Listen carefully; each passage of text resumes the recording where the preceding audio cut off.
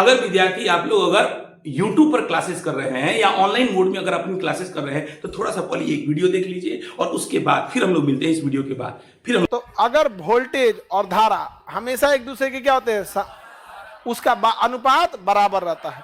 अब इसको ऐसा ना फिजिक्स की भाषा में ऐठ के बोलता है, यदि किसी चालक तार के सिराओं के को यदि किसी चालक की भौतिक अवस्थाएं जैसे ताप दाब इत्यादि को नियत रखा जाए, इसका कोई मतलब नहीं है। समझा तो नहीं, सीधा बोलो वोल्टेज एवं धारा का अनुपात बराबर होता है। क्या ओम इतना बकलोल नहीं होगा जितना किताब लिखने वाला छाप दिया सब, नहीं समझ आया? स्कूल की बुक में यही लिखा हुआ था। हाँ अरे हम लोग इस चीज को झेले हैं, हम इस चीज को क्या किए हैं, झेले यहाँ पे। टीचर भी यही पढ़ा रहता है, भौतिक अवस्था नियत रखा जाए। ये कोई बात है? बस सीधा समझिए, वोल्टेज बटा धारा क्या होगा, नियत रहेगा। तो V बाई आई ये हमेशा नियत रहेगा, जो चेंज नहीं होगा। तो इन्होंने क्या किया ना, जब चेंज नहीं हुआ तो नियत की जगह यहाँ एक कांस्टेंट वैल्यू R लगा दिया। क्या लगा दिया? R। उम्मीद नहीं था सर कि हाई जो V बाई आई भौतिक अवस्थाएं ये सब बेकार का चीज है। तापमान ताप और दाब से कोई लेना देना नहीं। अरे कैसे नहीं लेना देना है सर, A to Z चीज का लेना देना है। आप तो YouTube के मतलब सबसे विख्यात टीचर है। हमको उम्मीद नहीं था कि साहब आप जो है इतना मतलब गलत ढंग से बच्चों को आप एक्सप्लेन कीजिएगा। और आप ही के बोलने से सर जितने भी विद्यार्थी वो सोचते हैं कि चलो भाई किताब पढ़ने क्या जो होते हैं, सर के पास तो ज्ञान है, महासागर है। अब महासागर में छेद है, पानी टुप टुप टुप टुप टुप टुप नीचे गिर रहा है, तो पानिया रोकिए सर, नीचे से टेपिंग मारिए उसको। गड़बड़ा जा रहा है व्यवस्था, है ना? ऐसे मानी कि 2-4 को हो जाएगा तब तक बच्चे गड़बड़ा जाएगा सर, है ना? अभी आपने देखा कि साहब इन्होंने कह रहा है कि ये ओम का नियम पढ़ाए थे, ओम्स लॉ पढ़ा रहे हैं, करंट इलेक्ट्रिसिटी चैप्टर है। और इस ओम्स लॉ में इन्होंने कहा है कि साहब जो V बाई आई का अनुपात होगा वो हमेशा कांस्टेंट होगा, नियत होगा। ये बस इतना ही कहना है। बाकी वो जो बुक लिख दिया रहता है कि साहब तमाम भौतिक राशियां, भौतिक अवस्थाओं, तापमान, इन सब पे ये सब बेकार की चीज है, किताब बेकार में लिख देता है। तो सब एक्सक्यूज मी, आप थोड़ा सा यहां पर रुकिए साहब, आप पहले किताब पढ़िए और थोड़ा सा जाके प्रैक्टिकल कर लीजिए। आपको कई बार हम वीडियो में देखे हैं, आप कहते हैं कि हमारे टाइम पर प्रैक्टिकल हुआ करता था, और जब प्रैक्टिकल हुआ करता था थोड़ा सा प्रैक्टिकल कर लिए रहते। अगर आपको किताब पर भरोसा नहीं है तो कि जो प्रतिरोध होता है R बराबर होता है rho into L upon A। ये रो मटेरियल पर निर्भर करता है। कॉपर होगा उसका प्रतिरोध अलग होगा, आयरन होगा, लोहा होगा, उसका प्रतिरोध अलग होगा, मटेरियल को दिखाता है रो। एल क्या है? तो एल होता है तार की लंबाई। तार मतलब जितनी तार लंबी होगी तो लंबी तार का प्रतिरोध, उसका रेसिस्टेंस भी क्या होगा, उतना ही ज्यादा होगा। आप कह रहे हैं कि भौतिक अवस्थाओं से कोई लेना देना नहीं है। अरे भाई हम तार छोटा लेंगे तो प्रतिरोध कम होगा, तार जब बड़ा लेंगे उसका रेसिस्टेंस ज्यादा होगा, उसका प्रतिरोध ज्यादा होगा। आप उतना तक छोड़िए। आप यहां पर कह दिए कि साहब अगर इसको रिलेशन में देखिएगा तो कहता है क्या कि sir R is directly proportional to 1 by ए।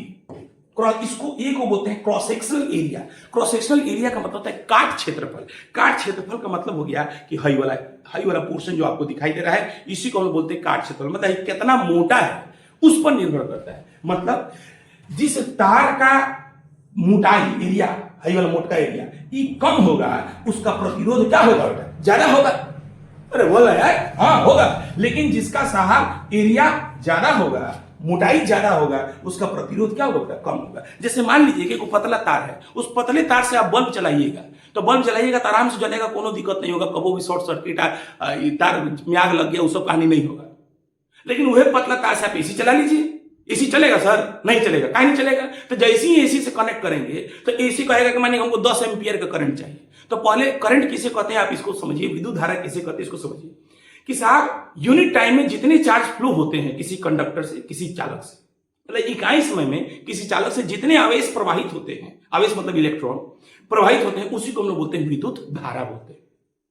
तो कहता है क्या कि साहब अगर साहब माने कि एसी एग्जांपल के तौर पे बता रहे कि एसी कह रहा है कि साहब हमको 10 एम्पियर करंट चाहिए, 10 एम्पियर का करंट चाहिए। तो 10 एम्पियर मान लीजिए, लेट सपोज, फिर कैलकुलेट करना पड़ेगा, लेकिन हम एग्जांपल के तौर पर बता रहे हैं कि 10 एम्पियर का मतलब वो कह रहा है कि 50 को इलेक्ट्रॉन पर सेकंड हमारे तक पहुंचना चाहिए। एनर्जी लेके इलेक्ट्रॉन हमारा आएगा और हम 50 को इलेक्ट्रॉन 1 सेकंड में आना चाहिए।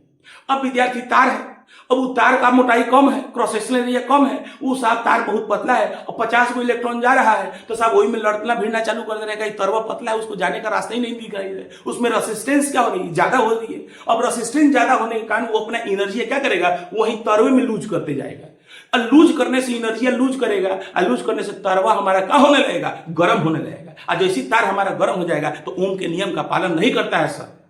काहे कि जब ओम का नियम का पालन होता है तो आप देखे होंगे V और I के बीच में अगर ग्राफ प्लॉट होता है, V और I के बीच में ग्राफ प्लॉट होता है, सीधे जाता है, तो ये ओम के नियम का पालन करेगा। लेकिन जैसे ही तापमान बढ़ना चालू हो जाएगा,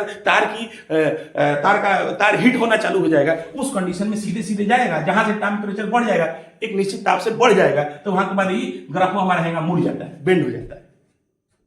और जैसे ही बेंड हुआ तो ओम का नियम का पालन नहीं किया, क्योंकि V by I का अनुपात हमेशा कांस्टेंट होना चाहिए। आप यही नहीं बोले हैं कि सर V by I हमेशा नियत होना चाहिए, और नियत का मतलब क्या है, ये कांस्टेंट होना चाहिए, नियत होना चाहिए। और कांस्टेंट मतलब ग्राफ हमारी स्ट्रेट लाइन जाए, तब नहीं जाएगा। थोड़ा सा सर किताब पढ़ लीजिए, बढ़िया किताब पढ़ लीजिए, बच्चों का भविष्य के साथ खिलवाड़ कर रहे हैं। अरे आप तो हिस्ट्री सिविक ज्योग्राफी थोड़ी है सर, इस आप साइंस है, आप तो आईटी या नीट का बैच से स्टार्ट कर दिए। अगर बच्चा इंडिया आईटी नीट में क्वेश्चन नहीं पूछा है, जेईई में क्वेश्चन इससे नहीं पूछा है सर, आप बता रहे हैं कि भौतिक अवस्थाओं से, मटेरियल से, ताप और दाब से, टेम्परेचर पे निर्भर नहीं करता है, तापमान पे निर्भर नहीं करेगा। आपने फॉर्मूला पढ़ा होगा, आप क्या छोड़िए ना, आप नहीं पढ़े होंगे, बच्चे जितने होंगे सब पढ़े होंगे, वो फॉर्मूला पढ़े होंगे, RT बराबर होता है R0 into 1 plus alpha into delta T, पढ़े होंगे बच्चे। इसका मतलब क्या है कि भाई डेल्टा टी का मतलब चेंज इन टेम्परेचर, तापमान में परिवर्तन होता है, कि साहब अगर टेम्परेचर बढ़ेगा तो साहब प्रतिरोध भी हमारा, रेसिस्टेंस भी हमारा क्या हो जाएगा, बढ़ जाएगा। ऐसा थोड़ी कि तापमान बढ़ाइएगा तो प्रतिरोध नहीं बढ़ेगा, अब प्रतिरोध चेंज हो जाएगा, प्रतिरोध चेंज होगा तो V by I का अनुपात कांस्टेंट रहा सर, नहीं रहा, तो फिर आप कैसे बोल रहे हैं किताब गलत है। थोड़ा सा किताब, अच्छा किताब पढ़िए, और लेढ़ा वाला राइटर वाला किताब पढ़ लीजिएगा तो सर यही ना होगा। बच्चा बढ़ा, थोड़ा सा स्टैंडर्ड किताब पढ़िए सर, हम सभी लोग किताब पढ़े हैं, लेकिन साहब मुझे लगा कि आपको बताना चाहिए इस वीडियो के माध्यम से, हाँ, जो हमने आपको बताया। लेकिन ऐसा नहीं मैं कह रहा हूं कि आप अच्छे टीचर नहीं, आप बहुत अच्छे टीचर हैं सर, हम आपको फॉलो करते हैं, लेकिन साहब आपसे उम्मीद ये नहीं थी कि साहब ये गलत आप कर देंगे। आप कहते हैं किताब गलत हो जाएगा, तो किताब गलत हो जाएगा तो सर आपका वीडियो पढ़ेगा। अब वीडियो पढ़ने से कितना बच्चा IIT जेईई नीट SP या DSP या DM मजिस्ट्रेट बन गया है सर, वो किताब आज तक नहीं फॉलो किए हैं। बिना किताब फॉलो किए विद्यार्थी कोई बिना किताब फॉलो किए आज तक नहीं पढ़ पाया है, उसको किताब बनाना पड़ेगा, फॉलो करना पड़ेगा, तभी जाके वो आगे बढ़ सकते हैं।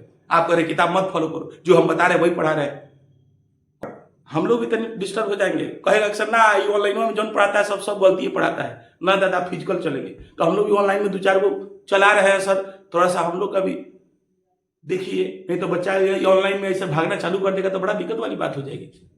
धन्यवाद सर, आप अच्छे टीचर हैं, लेकिन चलिए।